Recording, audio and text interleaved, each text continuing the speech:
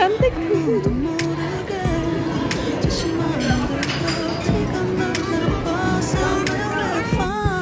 Assalamualaikum warahmatullahi wabarakatuh. Hai teman-teman, apa kabarnya? Mudah-mudahan dalam keadaan sehat walafiat ya, dan selalu dalam lindungan Tuhan Yang Maha Esa. Amin.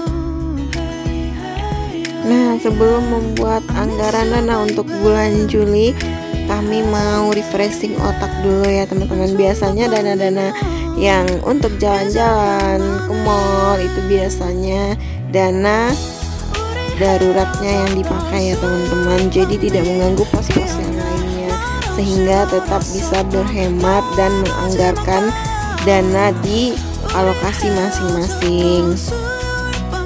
Nah, hal yang pertama saya lakukan adalah mereview budgeting bulan Juni kemarin.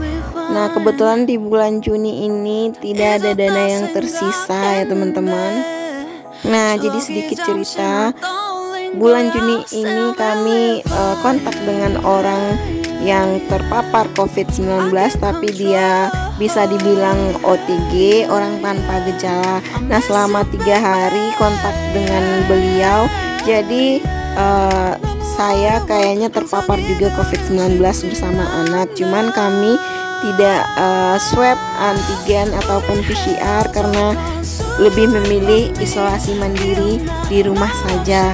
Nah, di bulan Juni itu kami mengeluarkan budget yang lebih besar karena untuk berobat, juga membeli stok yang bisa meningkatkan imunitas, misalnya susu, vitamin, kelapa hijau, dan lain-lain.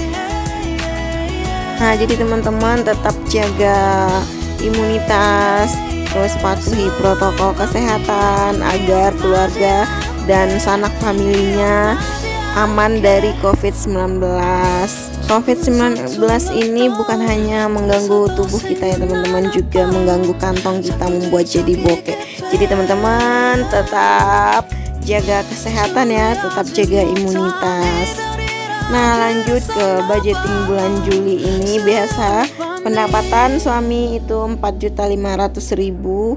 Jadi saya bagi dari pengeluaran tetap karena saya masih kontrak. Jadi saya masih bayar kontrakan 600.000 rupiah.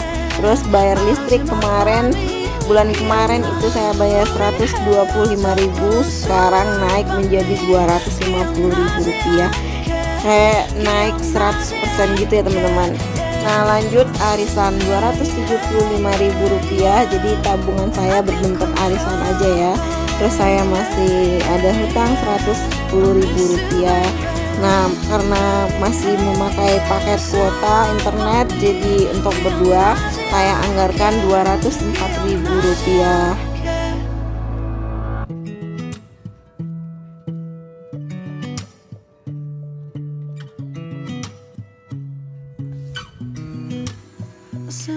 Nah, total pengeluaran untuk biaya tetap itu 1.439.000 rupiah.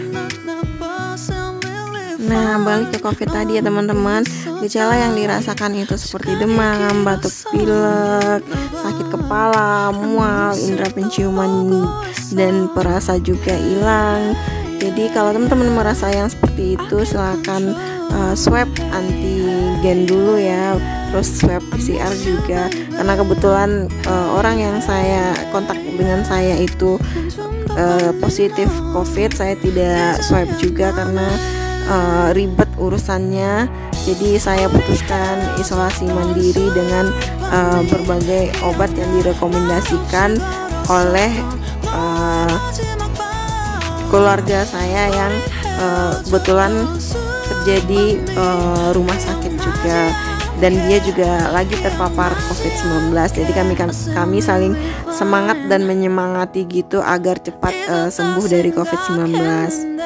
Alhamdulillah ya teman-teman, kalau imunitas kita terjaga dan tidur tepat pada waktunya, COVID-19 itu cepat sembuhnya. Dan sebaliknya, kalau kita punya sakit bawaan, punya imunitas yang rendah, kalau terpapar COVID agak susah sembuhnya. tubuhnya. Jadi biasakan hidup sehat ya teman-teman agar terhindar dari COVID-19. Nah, lanjut dengan pengeluaran tidak tetap. Biasanya saya belanja bulanan itu 500.000, jadi saya kecilin dikit menjadi 400.000 rupiah. Nah, beras sama gas tetap 175.000 rupiah.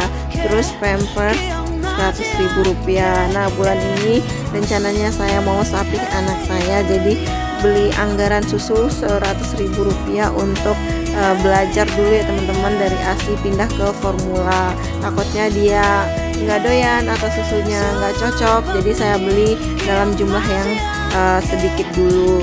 Terus lanjut belanja mingguan, saya pangkas lagi. Yang bulan kemarin 250.000 per minggu, saya pangkas jadi 200.000 per minggunya, jadi 800.000 per bulan.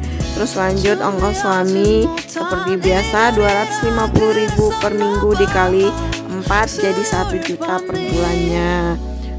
Terus untuk skincare-nya saya anggarkan cuma 100.000 rupiah karena saya orangnya tidak ribet-ribet ya teman-teman.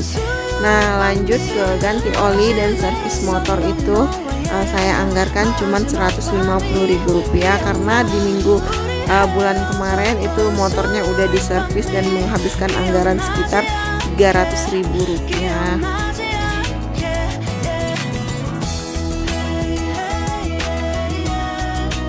Nah, ini saya hitung dulu ya teman-teman, karena sebelumnya saya tidak menghitung anggaran ini dulu. Nah, anggaran ini saya buat spontanitas saja. Nah, totalnya sekitar 2.825.000 rupiah.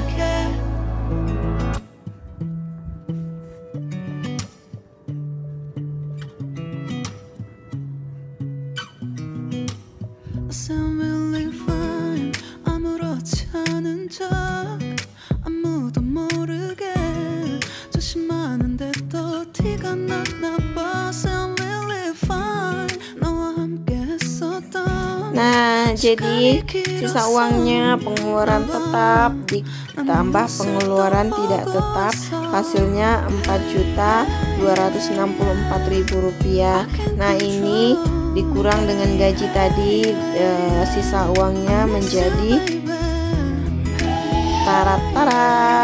236.000 rupiah. Alhamdulillah masih bersisa.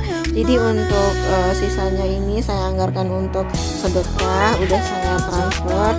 Sisanya saya masukkan ke anggaran keperluan mendesak ataupun untuk jalan-jalan atau hanya sekedar makan keluar bersama anak dan suami ya teman-teman, karena sesekali kita juga butuh refreshing.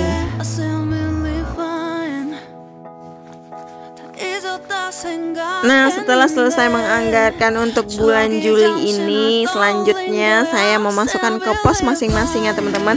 Ini ditujukan untuk mempermudah kita dalam pengaturan uangnya. Kalau dicampurkan semuanya nanti kita uang kontrakan keambil kepake atau yang lainnya bisa kepake untuk kebutuhan yang lain-lainnya teman-teman. Jadi untuk memudahkan kita saja.